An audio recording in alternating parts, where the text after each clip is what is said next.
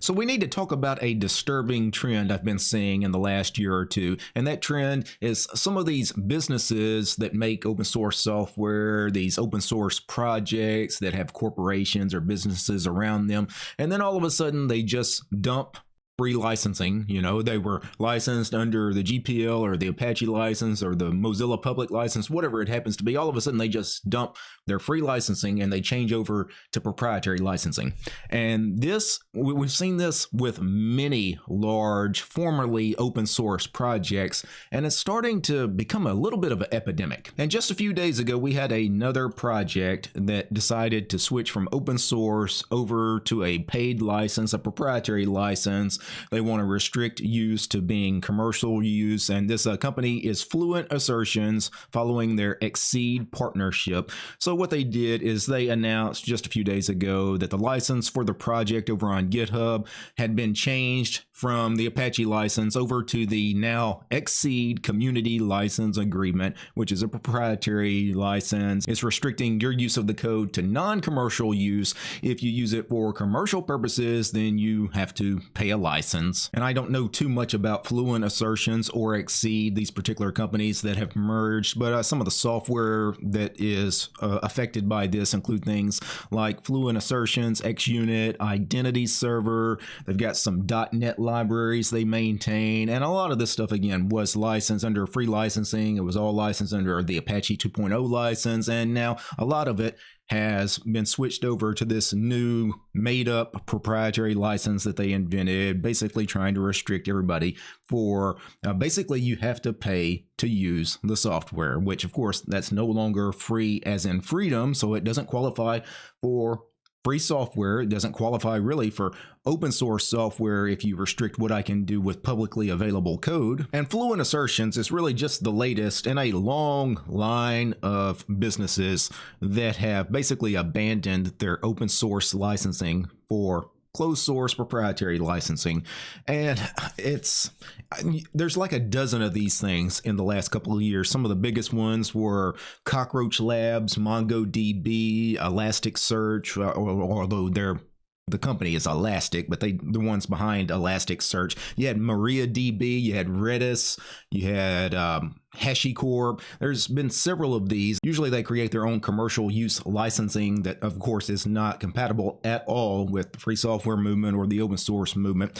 Some of the more popular of these commercial use licensing that these corporations have been using, they're using things like the server-side public license, or in some cases they use the business source license. The server-side public license was the one that was created by MongoDB when they abandoned free and open source software. So this is their monstrosity. And the business source license, I believe, was also something that MongoDB also uses. HashiCorp also uses it, because I'm actually looking at their licensing right now. So this is another company that also abandoned free and open source software for proprietary software. But these licenses, the business source license and the server-side public license, they are source available licensing, meaning, hey, we'll put the source out there on GitHub, but we're going to restrict what you can do with it in such a way that, again, it's no longer free software. Another real shady way that some companies kind of circumvent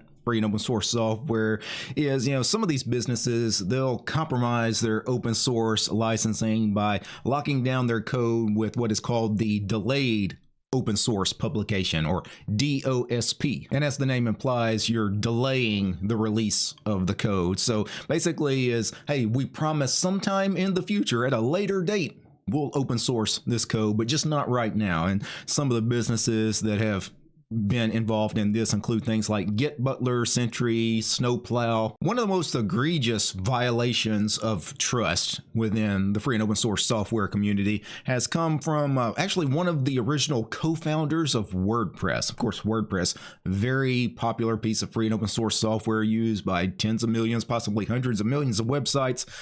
Very, very important free and open source project, right? Well, one of the original co-founders of WordPress is a guy named Matt Mullenweg. He now is founder and CEO of a company called Automatic. And he is now demanding that at least one WordPress hosting company, which is WP Engine, he is demanding that that company pays 8% of its net profits for using the WordPress trademark. Now, why is this important? Why is he doing this? Why all of these hundreds of millions, possibly billions of people over the years have used WordPress in some way? Why is he telling this company that is using this free and open source software, why is he demanding that they pay him some money? Did WP Engine do something like egregious? I mean, did they really do something to deserve this? Well, not really. What WP Engine did is they made a lot of money. Their company, WP Engine, is estimated somewhere between $500 million and $1 billion. And that's a company that mainly does like third-party services and a lot of stuff regarding WordPress stuff, right? If you're creating a WordPress site, they have a lot of tools, third-party plugins and extensions and things, and they make a ton of money. Obviously, WordPress hosting as well. And this Matt Mullenweg character, he wants a cut of that. Hey, I want 8% of your $1 billion. Right? So it's not, I don't think it's, he's not doing this on principle. I think he's just a greedy bastard. And what sucks, if he's able to get this money from this company, if he's able to strong arm WP Engine into paying him that 8%, well, then he's really got a leg to stand on when he goes after pretty much everybody else in that space, in the WordPress space, anybody doing any kind of plugins and extensions and templates and hosting. Now he's going to go after everybody. He wants a cut of all of you guys' money. Everything you're making, I want 8% of it.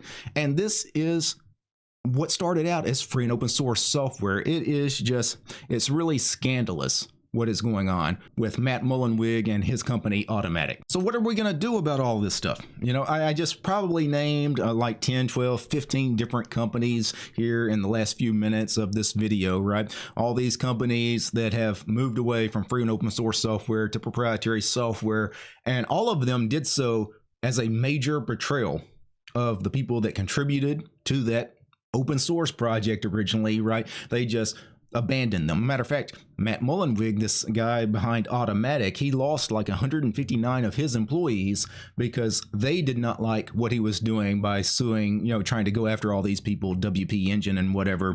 So he created a severance package for anybody that didn't like the new direction he was going, and basically like, hey, here's some money, just go away. You don't need to be a part of this thing. And of course, a lot of free and open source projects end up losing all of their developers, all of their contributors when they switch from FOSS to proprietary. But they don't care. It's all about money, right? It's not about community trust. It really is not about, hey, is this the best thing for this piece of software going forward? Is this really going to hurt development of the software?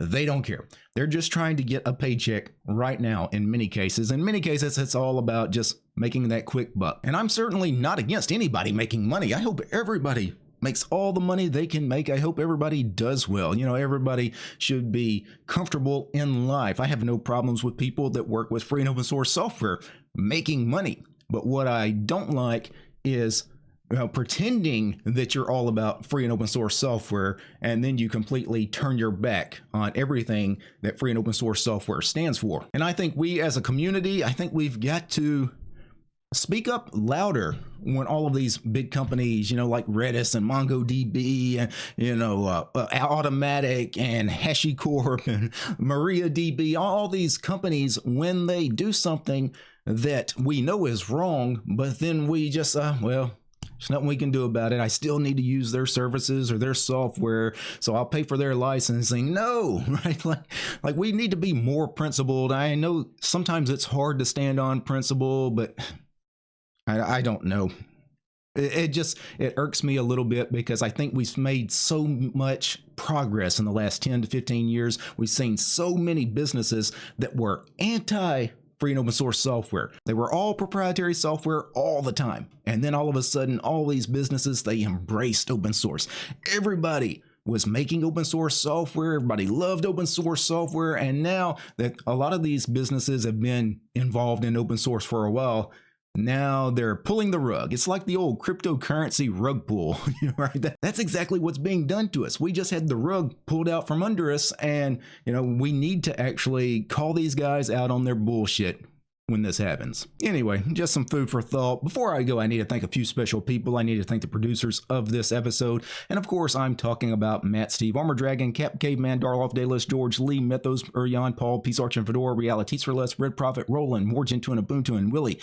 These guys, they're my highest tiered patrons over on Patreon. Without these guys, this episode about all of these shady businesses that abandon free and open source software, this video wouldn't have been possible. The show is also brought to you by each and every one of these fine ladies and gentlemen. All these names you're seeing on the screen right now, these are all my supporters over on Patreon, because I don't have any corporate sponsors. I'm sponsored by you guys, the community. If you like my work, want to see more videos about free and open source software, subscribe to DistroTube over on Patreon. Peace, guys.